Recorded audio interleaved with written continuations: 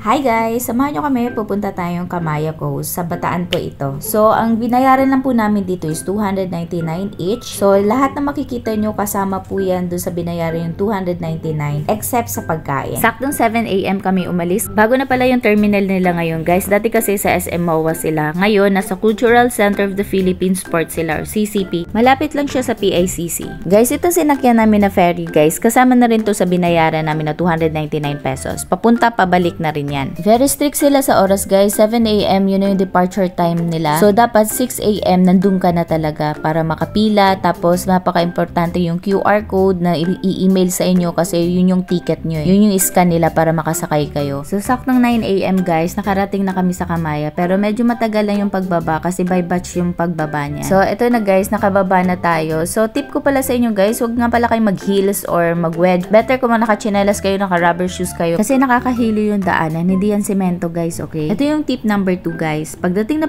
nyo doon, kuha ka agad kayo ng locker. So ang babayaran nyo is 200 pesos pero yung 100 may babalik sa inyo yan kasi deposit lang yung 100 dyan. Bali 100 lang talaga yung babayaran nyo. Tip number 3, diretso ka agad kayo dito sa sports and recreation. Dito kayo magpapalista or dito kayo magpapareserve kung ano yung mga gusto nyo mga sports dyan. Kunyari kayak, yung sa amin, tapos inflatable. Libre lang din po yan. Libre lang din manghiram yung bike na yan guys. So marami pa kayong pwede mag-volleyball kayo, mag-badminton kayo, libre lang din po yan. So kapag nagpa-reserve na kayo guys, bibigyan kayo ng stub. Tapos yung stub may oras doon kung kailan kayo pupunta. Katulad nito sa amin, meron kaming oras na pupunta kami dito sa inflatable. Yun lang din yung oras na pupunta kami. So karamihan na makikita nyo dito sa video namin guys, free lang to doon sa binayaran yung 299 pesos. Kasi sa amin yun yung binayaran namin. So katulad nito, pupunta kaming inflatable.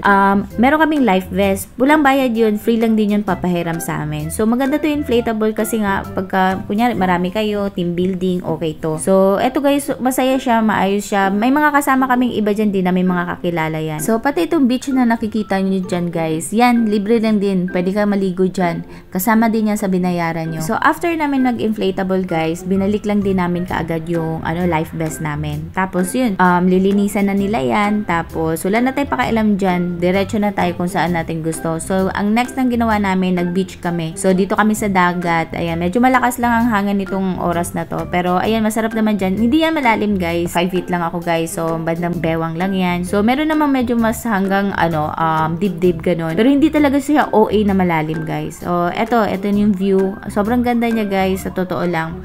Ang sarap pumunta doon. Kasi nga naka-beach ka na, naka-ferry ka na. So ito yung nakikita nyo dito. Pwede kayo dyan umupo. Libre lang din yan. Walang cottage. Walang bayad na extra. Libre lang din yan. Umupo ka dyan kung gusto nyo.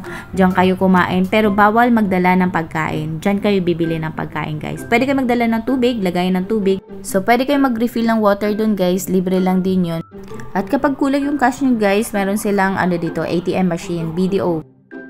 So, ito naman train guys. Libre lang din sumakay dyan. So, andito na tayo sa infinity pool guys. Medyo madumi yung camera ko dyan kasi nga may plastic kasi yan at hindi ko natanggal sa plastic. So, anyways, ito na po yun. Malaki po yung infinity pool nila. Yan, pwedeng umupo dyan. Libre lang din umupo dyan. So, ito naman pool na to guys. Pwede to pang bata guys. Wala pa yatang 2 feet yan eh. So, ito na talaga yung binibida nilang infinity pool nila guys. So, ito ay 4 feet. Yun yung niya. Hindi talaga siya malalim guys. Kaya gustong gusto ko dito eh. At saka dyan talaga kami nag-enjoy. Kahit alang oras ka pa dyan, libre lang yan. So, next ipapakita ko sa inyo guys, yung mga restaurant naman. So, ito yung menu ng barbecue grill nila guys. Bali, more on paluto talaga sila dito. Medyo pricey talaga yung mga food nila dito guys. Pero, ayan, kasi, may mga pangalan kasi yung mga restaurant nila dito. So, meron din naman silang mga ice cream. Meron silang yung french fries na potato corner, pancake house. Meron din silang bar by the beach. So, Sandbar yung name niya. So, yan, pwede kayong mag-inuman dyan guys. And then, meron din silang Yellow Cup, Nacho King. So, marami pa sila mga restaurants guys. Medyo kalat lang. Itong Half Chan, soon to open pa to. Tapos,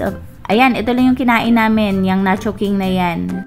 So, eto guys, ganito kaganda yung view niya. Actually, ginagawa pa yan. Pero nung last time na pumunta kami, hindi pa yan gawa. Kasi marami silang mga bagong improvement ngayon. So, ito naman golf cart guys, may bayad po siya. 300 pesos per hour. Tapos, may driver's license ka dapat. So, ito naman makikita nyo ngayon guys. Pwede rin kayo dyan mag-stay. Wala rin pong bayad yan. Free lang din po yan. Kung nakalimutan nyo naman magdala ng swimsuit, meron sila dito. Mayroon namin silang binibenta dito mga swimsuit, rash guard, ganyan. Magaganda rin yung quality guys. So, ngayon, pupunta na tayo sa Aqua Aquafan, dito talaga mag-e-enjoy ang mga bata, mga bagets, super mag-e-enjoy dito. Ito nakikita nyo na shuttle, yan yung sasakyan natin, libre lang sumakay dyan at saka kahit basa ka okay lang. Dito pala banda guys, marami pang palang mga kainan dito, may coffee shop, tapos meron pang Army Navy, yan. Paakyat na tayo guys, pupunta tayong Aquafan at saka wag nyo pong kalimutan magdala ng QR code kasi hindi kayo makakapasok pag wala kayong QR code kasi yun yung i-scan nila. Better yung QR code nyo nasa cellphone lang or kung hindi naman yung iba naka-print na. Napaka-importante ng QR code guys, yan talaga yung ticket nyo para makasakay kayo ng barko, para ma-enjoy nyo yung mga activities dyan. So ayan, nandito na tayo sa Aquafan guys. So ito yung very exciting talaga sa lahat ng mga bagets, mga bata. Ayan, bibigyan kayo ng bracelet, tapos papasok kayo. Strict pala sila dito sa swimwear guys. Dapat ano ka talaga, proper swimwear ka. Bawal yung may mga botones, lalo na sa swimming pool. Tapos ito yung mga pwede nyong activities na gagawin dito guys. Libre lang din yan guys. Sobrang saya niyan. Di pala namin na-experience, pero ayan, sobrang saya talaga niyan. Daming nakapila dyan.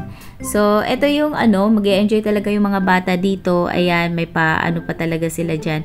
May pa slides, maraming slides yan. Tapos, ayan, may pa buhos ng water. So, lahat ng makikita nyo dito sa loob guys ng Aquafan, libre lang po yan. So, nung una kasi namin punta guys, ang inuna talaga namin i-enjoy itong Aquafan. So, kasi siya yung malayo. Ito lang yun guys, ito na yung last na pupuntahan nyo. Ito lang yung malayo kasi sa beach, saka dun sa infinity pool. Kaya ito yung pinuntahan namin una. Ayan, pwede kayong maglaro dyan, pwede kayong magbaba dyan, pwede mga bata, as in mag-e-enjoy talaga mga bata dyan. So, bahala na kayo sa diskarte guys, kung anong gusto nyo unahin. Gusto nyo ba dyan sa malayo, sa Aquafan muna? Gusto nyo ba sa beach muna? Gusto nyo ba sa infinity pool muna? Or sa activities? Basta wag nyo kalimutan yung oras guys, kasi dapat mga 3:30 nakaayos na kayo kasi nga 4 PM aalis na yung barko or yung ferry.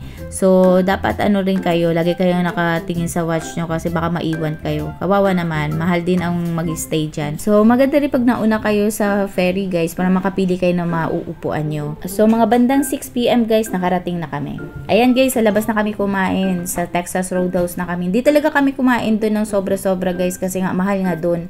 So, bali 120 pesos lang binayaran namin doon para doon sa chips. Yun lang yung kinain namin. Tapos sa labas na kami kumain.